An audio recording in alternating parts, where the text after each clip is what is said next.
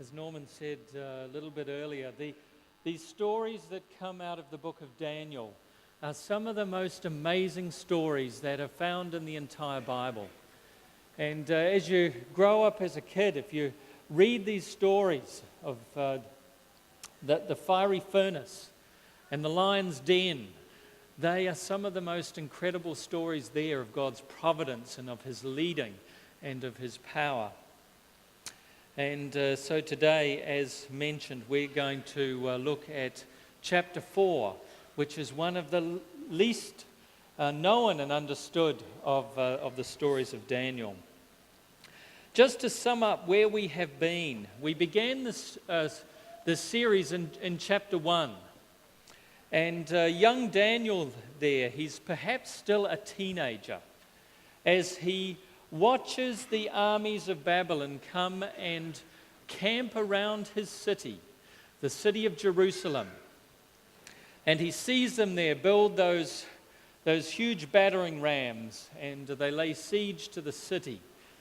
They start to demolish the wall, and eventually they break through, and they take him and all of his friends and the people of the city, and they march them right across that desert for more than 1,000 kilometers. I think probably the next one and the next one, Cameron. Right across the desert there, 1,000 k's until they come to the city of Babylon, the foreign city that he is taken to. And there, of course, he enters the king's court. He becomes trained in all of the science and the supposed wisdom of Babylon. And then not too long later, King Nebuchadnezzar is asleep one night when he has a dream. He doesn't know what the dream is about, and he calls in all his wise men, and yet there are not any, except for Daniel, who is able to explain to him and to tell him what is the meaning of the dream that he has. Daniel becomes elevated to the chief of all of the wise men of Babylon. And this comes about, of course, through God's providence, as God shares with Daniel what is the king's dream and the meaning of it. Then last week we looked at this incredible story of the fiery furnace, when Nebuchadnezzar is in such a rage that he orders these three men to be thrown into the fiery furnace. People who would dare to defy his absolute authority and sovereignty. And I love how Kira brought out this message that we have so much to learn from Nebuchadnezzar. Because we tend to focus on the three men, don't we, who stood up for their faith. But we forget about the story being directed at the king of Babylon. And there is so much to learn from Nebuchadnezzar. The story really is about him than it is about the other people in the story. So today we come to chapter 4, which continues to focus on this King Nebuchadnezzar. We start off today, I want to talk a little bit about who he was and how he came to be the focus of chapter 4 of Daniel. What do you know about King Nebuchadnezzar? What was his second name?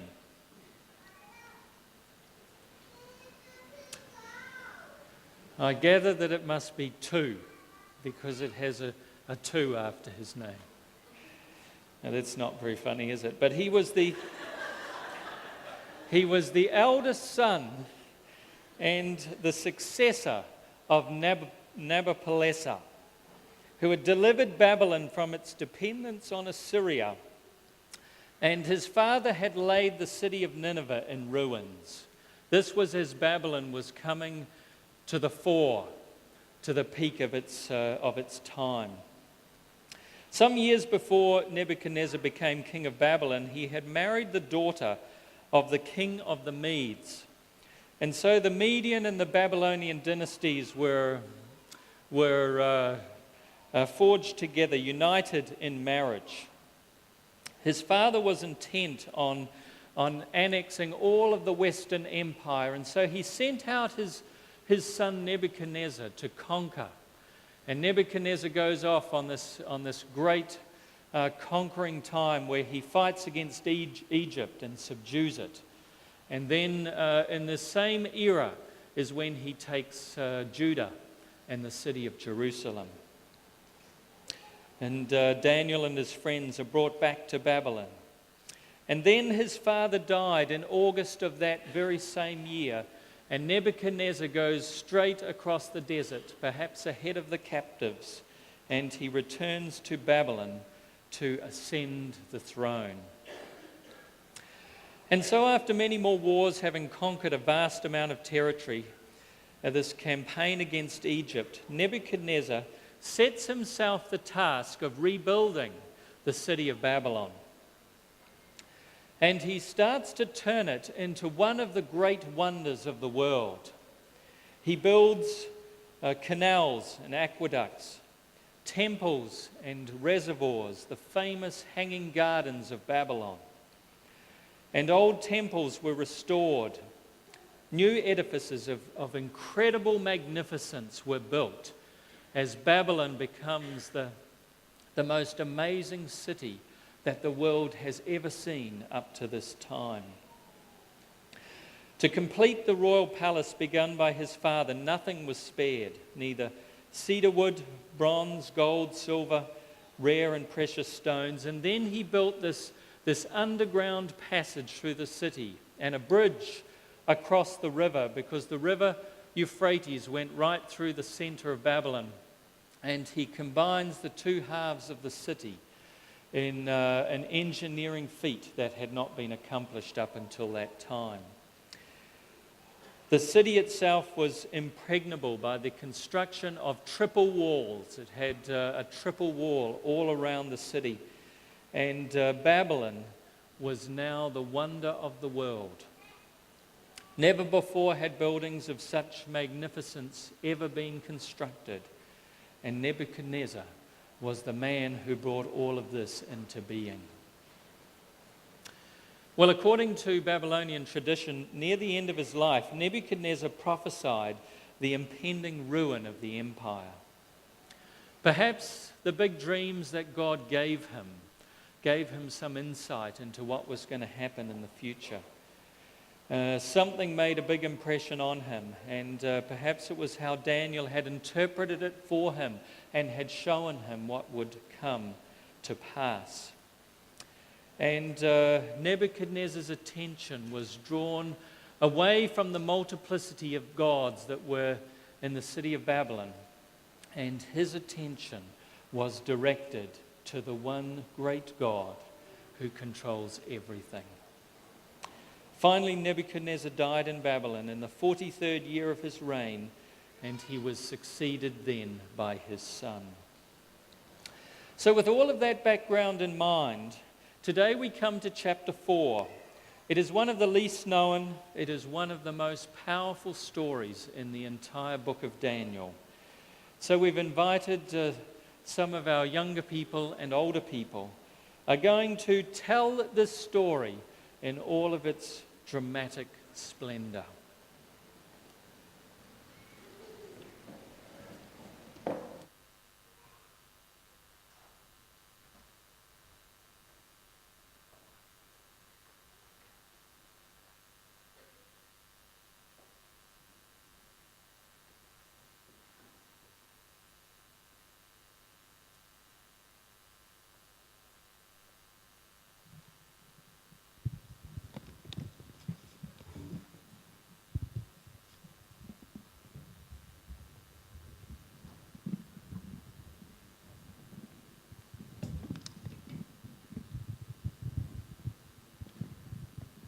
I, Nebuchadnezzar, was living in my palace in comfort and prosperity. I was at ease in my house and was flourishing in my palace. But one night, I had a dream that frightened me. I saw visions that terrified me as I lay in my bed. So I issued an order, calling in all the wise men of Babylon, so they could tell me what my dream meant. When all the magicians, enchanters, astrologers, and fortune tellers came in, I told them the dream, but they could not tell me what it meant. At last, Daniel came in before me, and I told him the dream. He was named Belteshazzar, after my God, and the spirit of the holy gods is in him. I said to him, Belteshazzar, chief of the magicians, I know that the spirit of the holy gods is in you, and that no mystery is too great for you to solve. Now tell me what my dream means, for none of the wise men of my kingdom can do so. But you can tell me, because the spirit of the holy gods is in you. Upon hearing this, Daniel became overcome for a time, frightened by the meaning of his dream. Then the king said to him, Belteshazzar, don't be alarmed by the meaning of the dream. Just tell me what it means.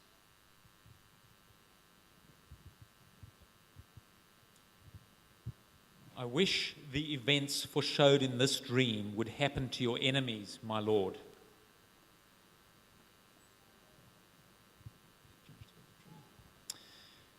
The large tree you saw in the middle of the earth, growing very tall and strong, reaching high into the heavens for all the world to see. It had fresh green leaves and was loaded with fruit for all to eat. Wild animals lived in its shade and birds nested in its branches. All the world was fed from this tree. That tree, your majesty, is you. For you have grown strong and great, and your greatness reaches up to heaven, and you rule to the ends of the earth. Then you saw a messenger, a holy one, coming down from heaven and saying, Cut down that tree and lop off its branches, shake off its leaves and scatter its fruit. Chase those wild animals from its shade and the birds from its branches. But leave the stump and the roots in the ground, bound with a band of iron and bronze and surrounded by tender grass. Now let him be drenched with the dew of heaven, and let him live with the wild animals among the plants of the field for 7 periods of time. Let him have the mind of a wild animal instead of the mind of a human. This is what the dream means, your majesty, and what the Most High has decided will happen to the Lord the King. You will be driven from human society, and you will live in the fields with the wild animals. You will eat grass like a cow, and you will be drenched with the dew of heaven. 7 periods of time will pass while you live this way, until you learn that the Most High rules over the kingdoms of the world and gives them to anyone he chooses. But the stump and roots of the tree were left in the ground. This means that you will receive your kingdom back again when you have learned that heaven rules. King Nebuchadnezzar, please accept my advice. Stop sinning and do what is right. Break from your wicked past and be merciful to the poor. Perhaps then you will continue to prosper. But all these things did happen to King Nebuchadnezzar. 12 months later, he was taking a walk on the flat roof of the royal palace in Babylon. As he looked out across the city, he said, Look at this great city of Babylon. By my own mighty power, I have built this beautiful city as my royal residence to display my majestic splendor. While these words were still in his mouth, a voice called from heaven, O King Nebuchadnezzar, this message is for you. You are no longer ruler of this kingdom. You will be driven from human society, and you will live in the fields with the wild animals and eat grass like a cow. 7 periods of time will pass while you live this way until you learn that the Most High rules over the kingdoms of the world and gives them to anyone he chooses.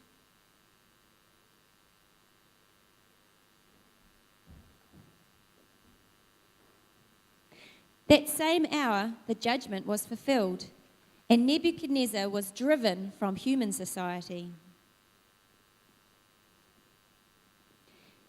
He ate grass like a cow, and he was drenched with the dew of heaven. He lived this way until his hair was as long as eagle's feathers, and his nails were like birds' claws.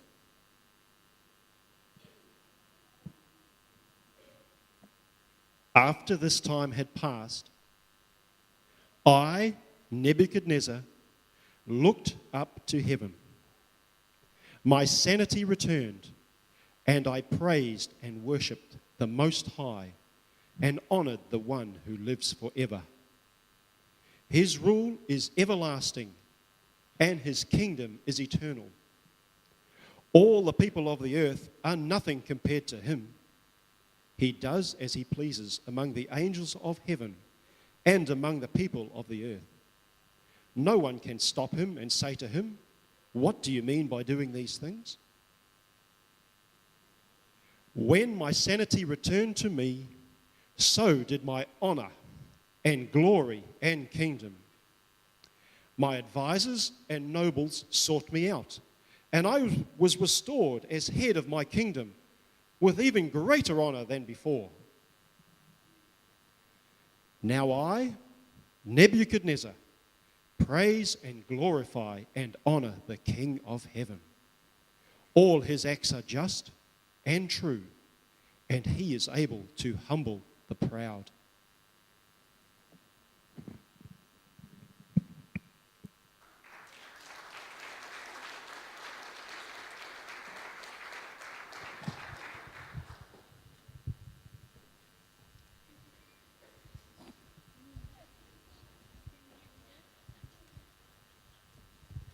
It's never too late to get some of the food from the tree. Thank you to the readers who did a great job of this incredible story. And thank you to the young people who gave us an excellent visual representation of what the story is all about. It really is a great story, isn't it? Now, the fascinating thing, if you'd like to open to Daniel chapter 4, the incredible thing is that it is written in the first person. It is written as if it is written by Nebuchadnezzar himself. Could God possibly use a pagan king to write some of the holy book that we would now read from and learn from and understand? God uses somebody, the king of Babylon, to actually write part of the scriptures. And he writes there that he was living in his palace in comfort and prosperity. In the New American Standard Version, it translates it as, I, Nebuchadnezzar, was at ease in my house and was flourishing in my palace. What does this word flourishing mean? Flourishing is a word that's not normally used so much about people, is it? What is it mostly used about?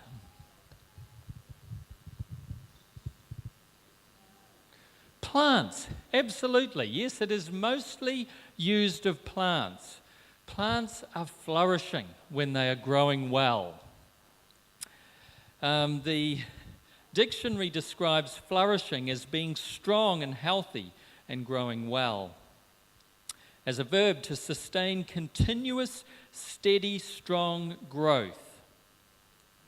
So we find that Nebuchadnezzar has this dream, and in the dream he sees this very large tree, as it is portrayed up here, growing right up into the sky, and its branches filling the heavens.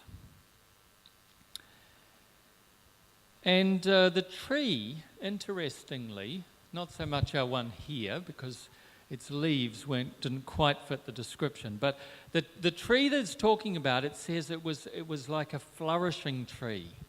It was growing well. It says that the tree grew very tall and strong, reaching high into the heavens for all of the world to see it.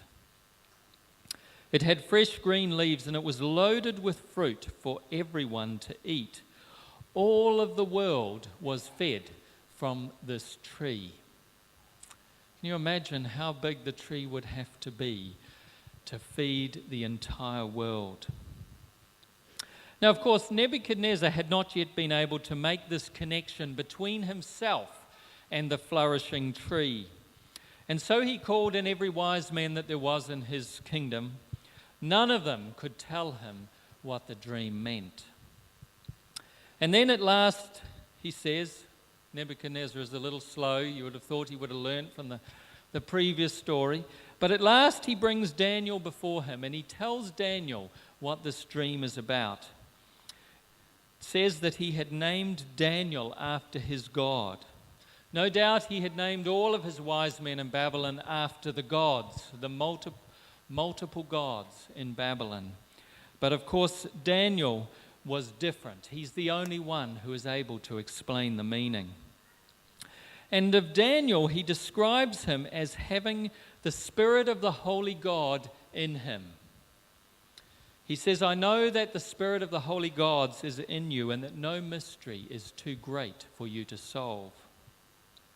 In verse 18, it repeats it again after they've talked about the dream, and it says, Now tell me, Daniel, what it means, for none of the wise men in my kingdom can do so. But you can tell me the meaning, because the Spirit of the holy God is in you. I want us to think about if we were known as people in whom is the Spirit of the holy God. If we were known as that, we would be called in before the important people of the age to explain the things that God is doing in our world. And it is such a great description of Daniel, isn't it? Is that he is one in whom is the Spirit of the holy God. On hearing this, it says that Daniel was overcome for a time. Yudish did this so well when he was here. He was frightened by the meaning of the dream. And in the previous story in Daniel chapter 2, if you remember back to that, when Daniel was called in to interpret the dream, God had already revealed the dream to him in his sleep, while he was asleep at night. So he'd had some time to think about it and to process the story.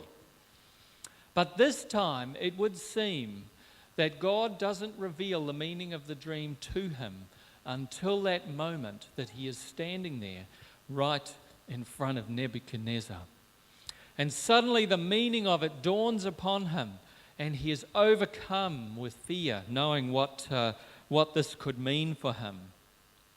The meaning of the dream is so horrifying for Nebuchadnezzar that even the thought for Daniel of telling him just makes him want to run out the doors. And as he stands there, he has to make this decision of whether he should run out of the palace or whether he's going to tell the king exactly what the meaning is.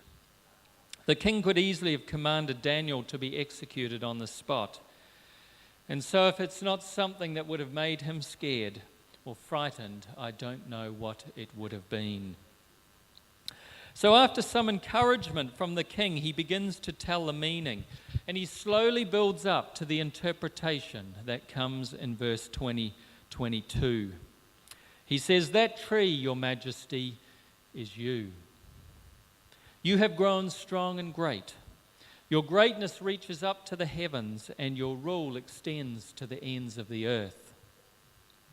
And then in verse 24, this is what the dream means, your majesty, and what the Most High has declared will happen to my lord the king. You'll be driven out from human society. You will live with the wild animals in the field. You will eat grass like a cow, and you'll be drenched with the dew of heaven.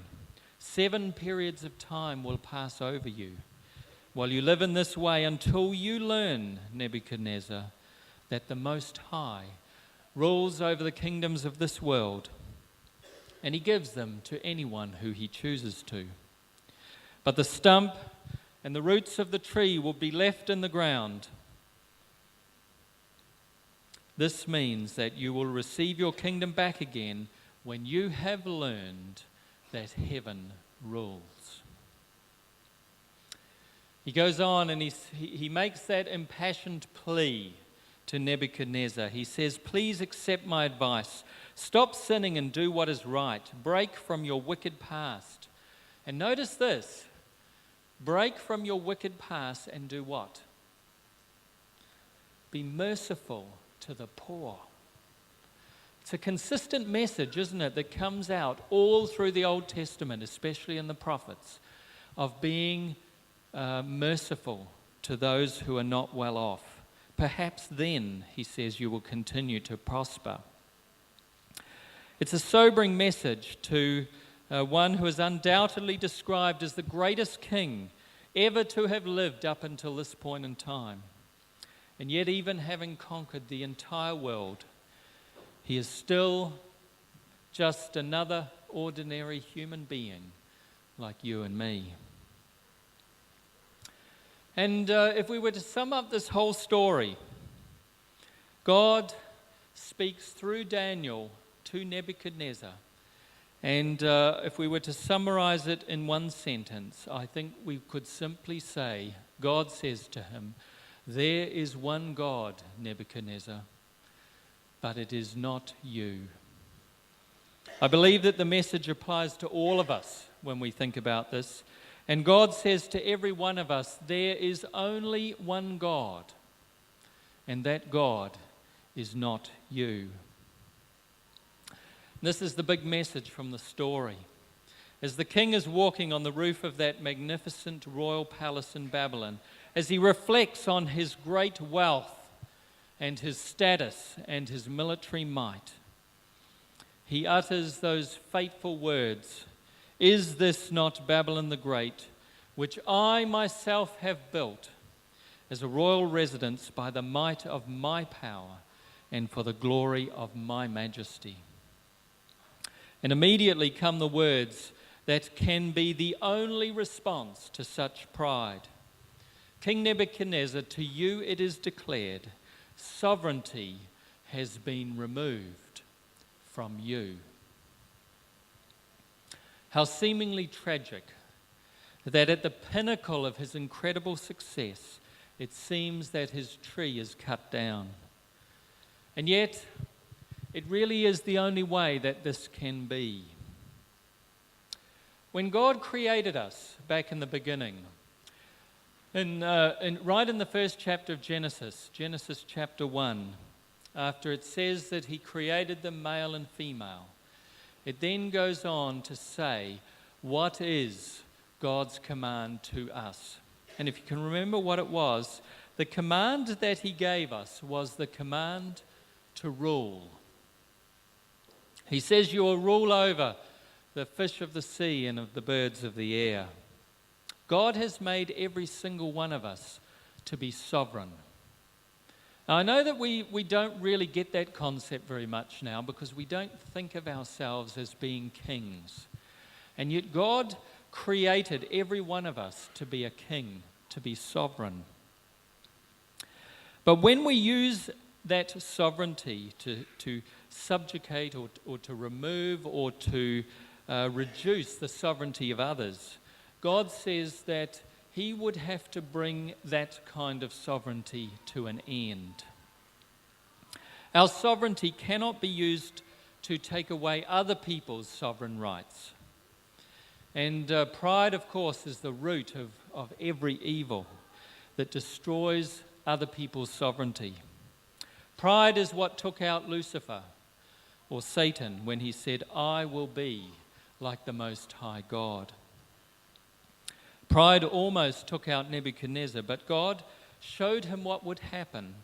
And the king learnt from that experience, and his sovereignty was restored to him. So as I was thinking about this story and what is the message of it to us, how would God say this if he was speaking to us today, in our time, in our culture? How would God communicate this message to us? And I was wondering whether perhaps he would use a series of billboards that we are quite familiar with, which are quite famous throughout New Zealand.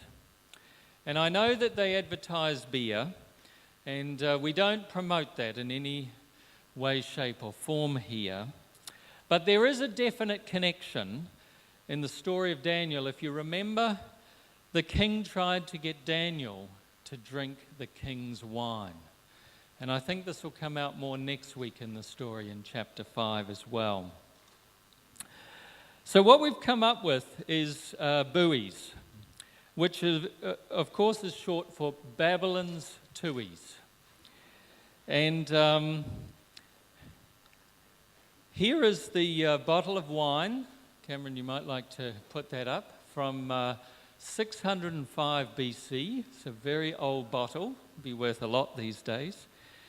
And let's think for a minute about what God would say to us if he was using this advertising campaign to transmit a message to us today.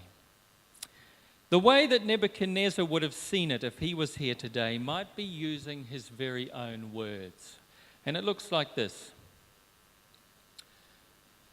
Is this not Babylon the Great, which I myself have built? And rather than the familiar "yeah, right," which I think might be just a little bit too sarcastic for God, I can just imagine God replying with, "Whatever. Whatever, Nebuchadnezzar." But this is not so much about the king as it is about us today. How do we repeat the same kind of thinking that Nebuchadnezzar had in a different way, and how does it relate to us? Well, here's the first one. Let's go to the next slide. Aren't my wife and I just the most amazing parents to have brought up such well-adjusted children? I can just imagine God responding, "Whatever. You really think you've done a great job of parenting? So tell me," God says, "how much did you really have to do with it? What contribution did you play in making these kids turn out to be so wonderful? Oh yeah, that's right. You had a good time one night, and then some 5 or 6 weeks later, you suddenly had a freak out and discovered that you were having a child. And then for that 9 months, how much did you have to do with it? All through that time," God says, "I was creating and growing another amazing human being inside Mum's body.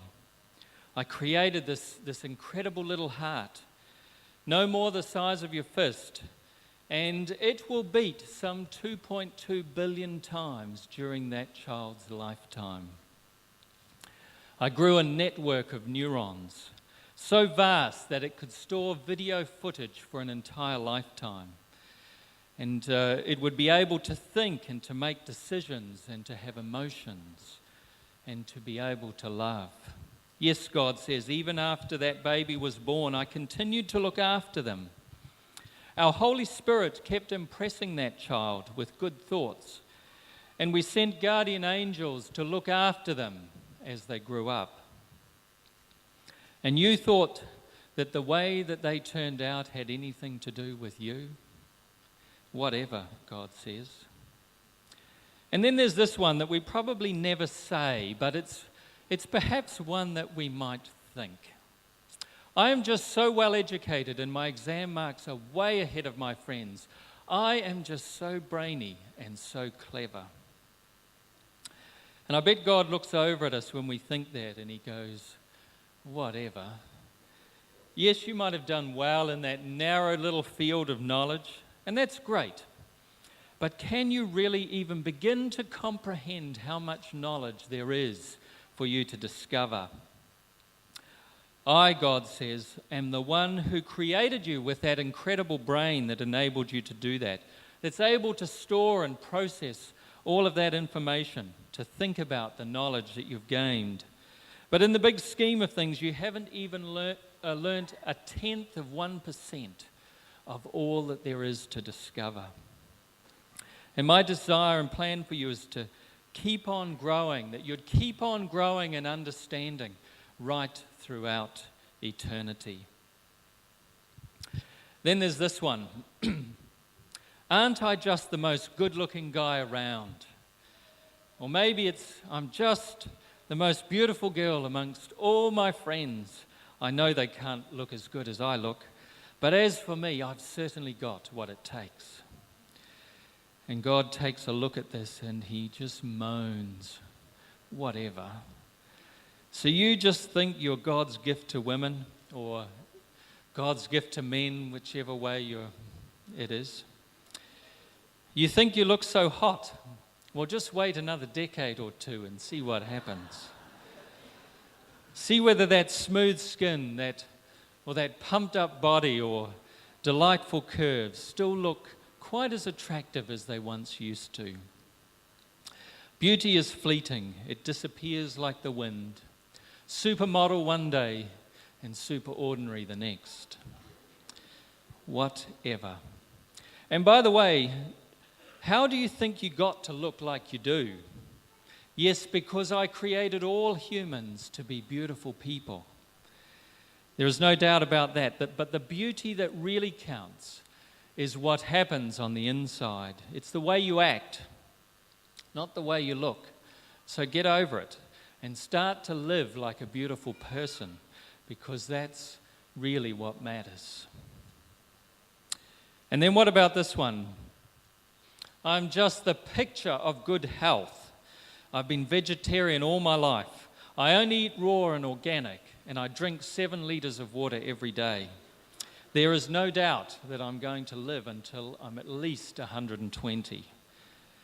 And perhaps this time God could say, yeah, right.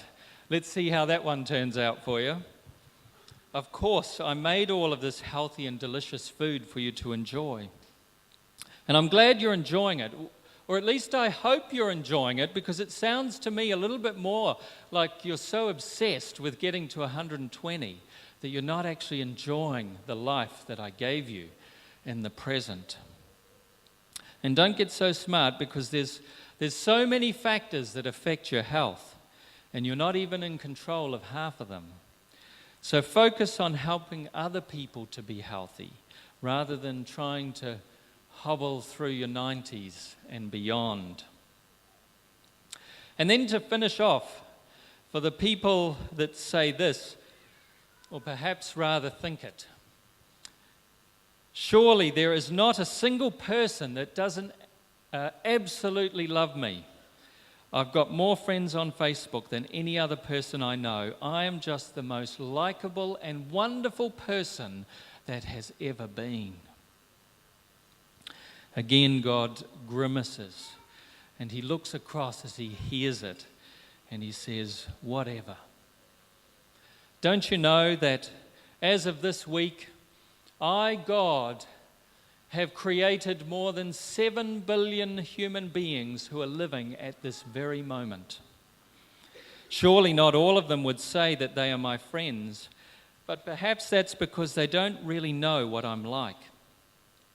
And possibly that's because of you, but because of the weird picture that some people have, that if they misbehave, that somehow I'm going to throw them out or burn them eternally.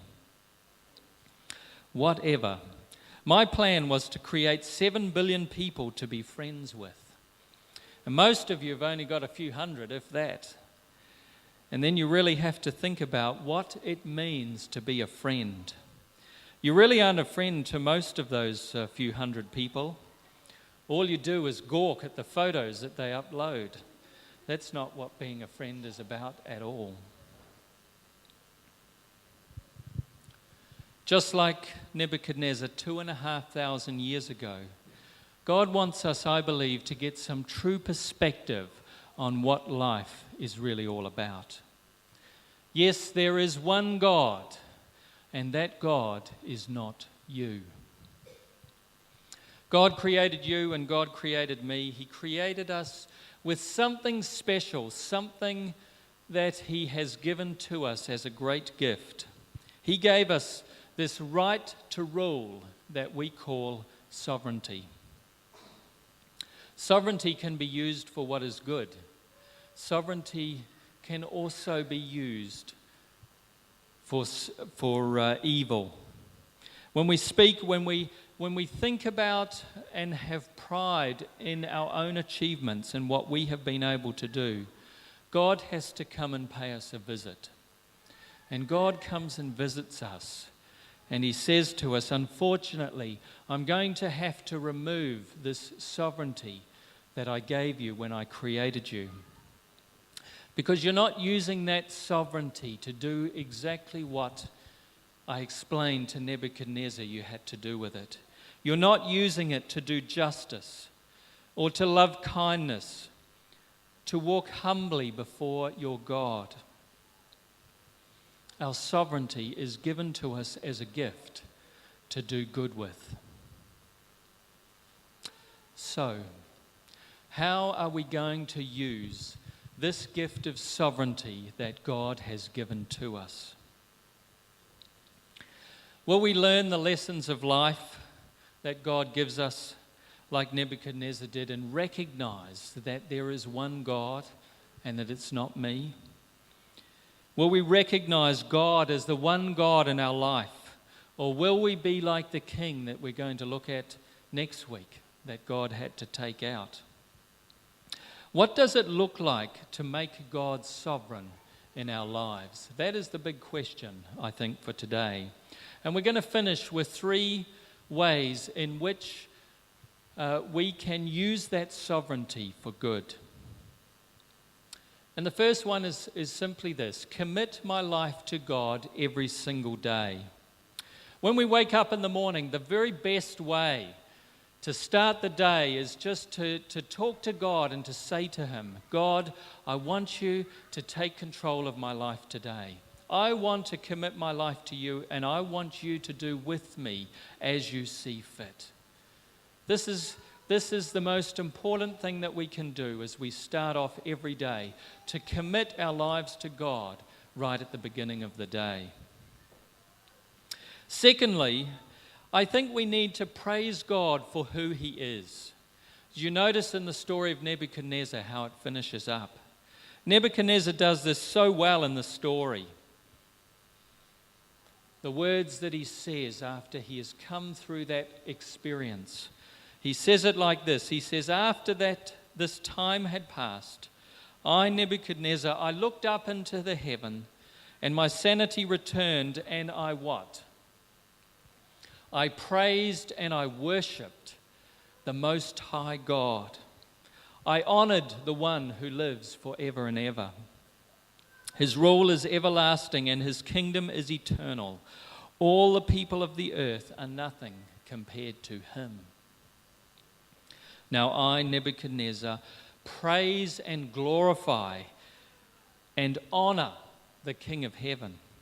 All of His acts are just and true, and He is able to humble the proud. How do we praise God for who He is? You know, this is one of the great things of coming together every Sabbath, of worshiping and praising God together. Singing, it's a great way of doing it. Praising God for who He is so crucially important in our lives. And thirdly, that we would thank God for the gifts that He has given to us. In all of the statements that we've looked at today, where God might say to us, whatever, we need to be reminded that all of our achievements, all of our successes are only possible because of the great gifts that God has given to us. The gift of life, We wouldn't even start if we didn't have the gift of life, the gift of health, the gift of knowledge, the gift of relationships. All of these incredible things are given to us as a gift from God for us to use. All of them come from God, and whenever we receive a gift, we need to be thankful. We need to be continuously thankful for what God has done for us and what He has given to us. So I'm wondering whether we can make this the focus of our week, to commit our life to God every day, to be praising God for who He is, to thank God for the great gifts that He has given to us. So will you put these three simple actions into effect this week? Commit praise and thanks, so that we would clearly recognize that there is only one God, and that God is not you.